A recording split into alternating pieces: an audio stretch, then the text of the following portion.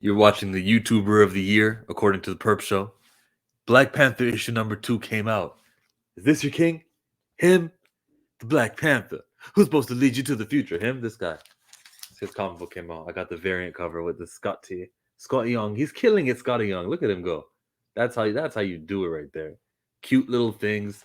Again, where most of the background cover is one color, so he's not working too hard. He's not doing what Alex Ross and Mark Brooks and Ken Lashley is putting in with the Miles Morales Celebration variant. Okay, always picking up those variants for Black Panther at least. Ms. Marvel too. I did that for. That's the Scotty Young variant for her. There's others. Peach Momoko's is not that one. That wasn't the one. The comic book begins, well, of course, with the beautiful cover art, right? But there's different levels of respect for T'Challa. Some people can talk to him tough, and I don't remember that being a thing. The one over top talks to him tough. The one in the middle, not so much. The one over here, wishy-washy. Everyone has these, and these are all the sleeper agents, of course. There was, 10 of them? 10, some small amount of them. One of them had died. The question I want to bring to you guys is, who do you think is responsible for this action? Maybe I should tell you now rather than wait till the end. But when I got to the end of the book, I was thinking the people responsible were the agents themselves. That's what I think is doing this. They're all mad at him, so they're gonna fake a death here, fake a death there, make it look real. I was thinking that. Then I changed my mind. I was wishy-washy because I was going, why in the first comic, which is somewhere around here, in that first comic, why would they depict the events that way with the two of them meeting and talking about snaking T'Challa? Why would Omolola and Jahai, his best friend, do that? So I stopped thinking that, kind of like, since reading the comic and coming here to shoot this. It's a mystery. It's a mystery, and I like the mystery, and I want to know what your answer is to the mystery. It's definitely not the Avengers. Can't be them. That would be a swerve. But he's just being precautious. He's not being trustworthy, as they repeated and really wanted to nail this home. T'Challa does not trust. That's his character trait, and that's what I'm going to expect this whole time reading this volume of the Black Panther. We go to DC, where she has a kid. And I should have known when I seen that little kid appear for the first time that they're gonna try to make us feel a little sympathy and a little pain. Someone was gonna threaten that kid that was in the cards, and I didn't see it coming, and I should have predicted that. Side note: you see this advertisement for this crossword? Comic book fans, we don't write crossword puzzles. What the hell is happening? Second time in a row I've had an issue with an advertisement, isn't it? That first time there was that weird artwork which was on the second page of the first issue of Black Panther with a brand new artist. So how am I supposed to even know if this is part of the book or not? I'm still getting familiar with this character, with this style, and it's on page number 2. That was a weird place for an advertisement. They did something else here. I'll skip to this part where we used to get our redeem codes and you can unpeel them, but now you get this. It tells you to go to marvel.com, redeem. I'll stay still there. I'll try this out. I prefer the old way, but we'll see how that works out for me. Back to the book. During this talk, T'Challa says, I'm not going to leave you.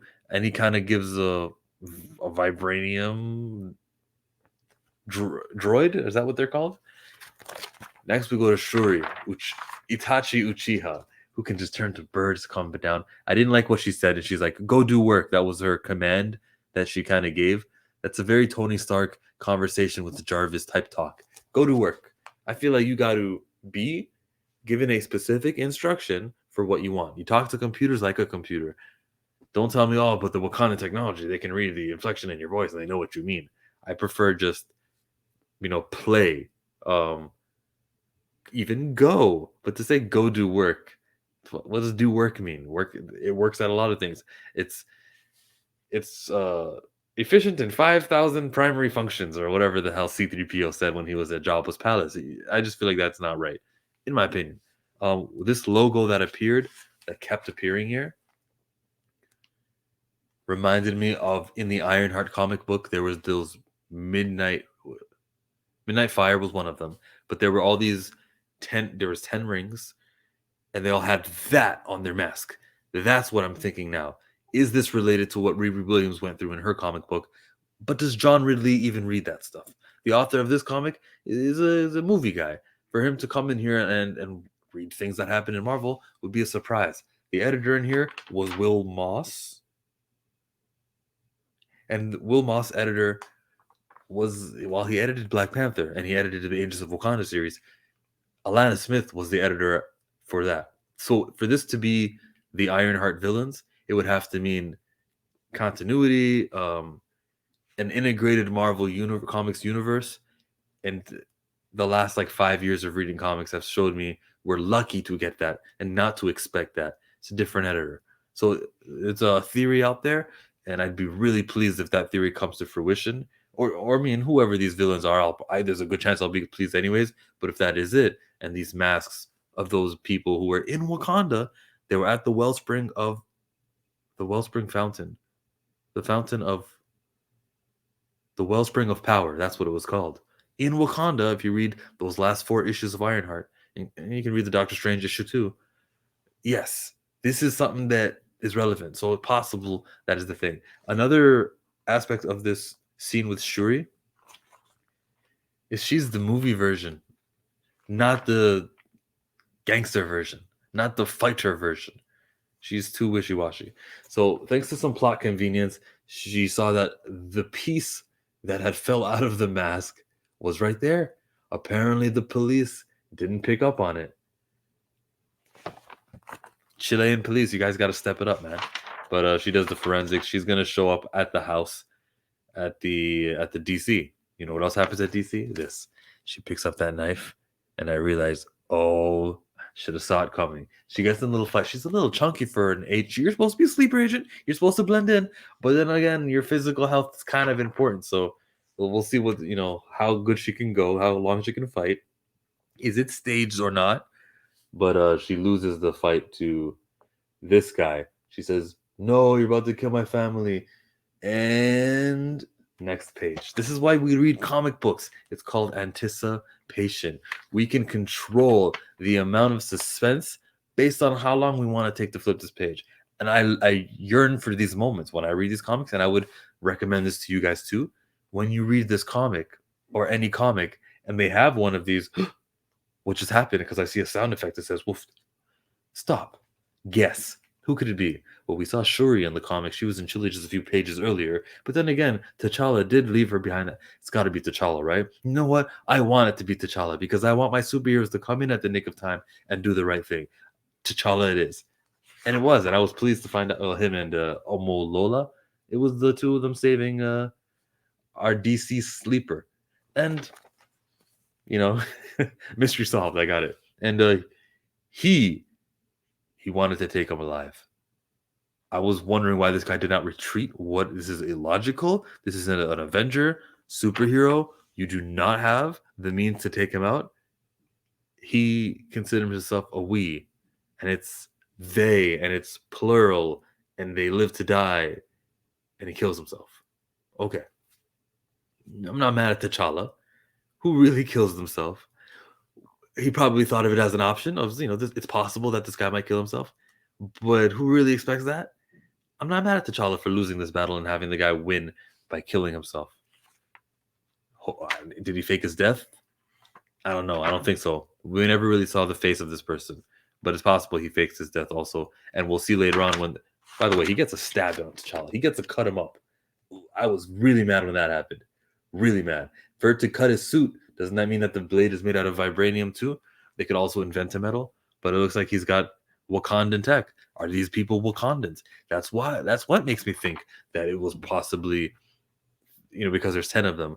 Maybe the 3 that we saw on the first page are actually these people. Here's Shuri pretending and acting and playing her role and referring to T'Challa as her driver. Okay, that was some brotherly, sisterly love, and I get that. I'm okay with that. I'm okay with that little bit of Shuri's playfulness, But Not the rest, not the past stuff. When they get to their secret, you got to knock on it and then it can appear. It's a private jet. When they get to that, 3 of the villains pop up. Now, we're going to look at these 3 villains and then we're going to turn to the first page of the comic book and we're going to see if the body types match her and the other 2. Is it them? Are they the ones? We were abandoned from Wakanda. T'Challa made us do all this, and now we want to take back the country. Maybe not all of the sleeper agents were in on this. Perhaps it's just, these 3. That's my theory. That's my theory, and I'm sticking to it. Was it a good comic book? Yeah, it was a good comic book. The story continues. I do like getting new villains and new threats rather than, well, the movie did something with Killmonger. Let's do the same thing. No, new. John Ridley's not afraid to create. I find that the comic book artists, comic book writer, traditional comic book creators, okay, who that's their bread and butter, which John Ridley is not. I consider him an outsider. Novelists, same thing. I consider them outsiders. My point is, I consider those outsiders as creators who are not afraid to make something that did not exist, while the Jason Aaron, other guys are wishy-washy to create because they do know that they could rather just create this new character with this new superhero in their independent books and they'll own that forever and ever. But if you give something to Marvel, you do not own it forever and ever. Guys, Brian Edward Hill, guys who make their bank elsewhere are not afraid of that and they're more willing. That's the way I see it. Maybe it never crossed the mind of John Ridley at all to create new characters or not. And if he's watching, hi, John Ridley, creating new characters, you can save that for your movies and stuff and the other works that you do. But I liked it. I liked seeing it. You know who else watches? Okay. I don't know if John Ridley watches. Okay. I don't know about that. I don't know if Juann Cabal watches. I don't know about that. But this man left a comment on issue number 1. Federico Blee, your colors in here never disappoint me. Let's just look at this page. Look at this stuff. Look at this. Look at this goodness. That's what I'm talking about. Look at the fire. You think that was Juann Cabal? No, that was Federico Blee. If you watch my channel, I'm taking an extra effort in complimenting your work. Mwah, chef's kiss. My name is Chill. I wrote some notes. And I touched on every single one of my notes, except for the best friend, Jahai, Jhai, however you say it, right? That was his best friend this whole time. Never heard of him until this series. I'm okay with going into the past to fill in gaps or to make things that are logical. But don't tell me this was T'Challa's best friend that he lost. They said it in the last issue too. It went over my head. When I read it the second time, I realized it. And in the intro page, they called JHAI. They called him the best friend over there, somewhere in there. Hey, come on, guys. No. Disapprove of that. 7 out of 10 comic book. I am Mr. Monger. And if you want to see me talk about the Hawkeye show, tune in to 2nd Street Marvel. Him and I are doing a live stream. Check it out. Okay? Oh, you know what else you should check out? No, I can't promote 2 things. I'll just promote that. On Saturday, I'll be doing 33 burning MCU questions. I know Saturday is December 25. Might not have that many guests.